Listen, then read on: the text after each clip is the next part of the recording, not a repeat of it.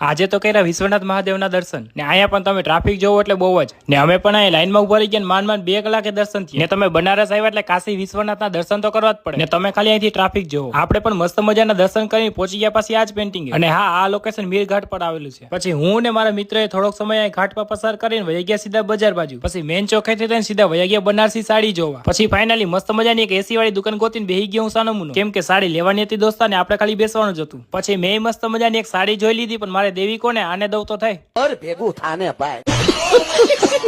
પછી ત્યાંથી સીધા નીકળી ગયા ને આવી ગયા લસ્સી ની દુકાને ને હા તમે બનારસ માં આવ્યા ને એની લસ્સી ટ્રાય નો કહ્યું તો શું કેવું મારે બહુ મજા આવશે ટ્રાય કરજો ને હા અહીંયા ગુજરાતી ધર્મશાળા આવેલી છે અમે ભૂલ કરી એવી ના કરતા આ હોટલ રાખી છે અત્યારે સારા ગેસ્ટ હાઉસ ઠીક ઠાક પણ અહીંથી મંદિર ને ઘાટ ને એટલે બોર્ડ ને બહુ દૂર એટલે તમે અહીંયા આવો તો ભૂલથી ને આ હોટલ નો ને હા હવે બનારસ ને ગુડ બાય કહેવાનો સમય આવી ગયો સાચું કહું તો જવાની ઈચ્છા નથી થતી પણ બનારસ ની ઘણી બધી યાદો લઈને સાથે જાઉં છું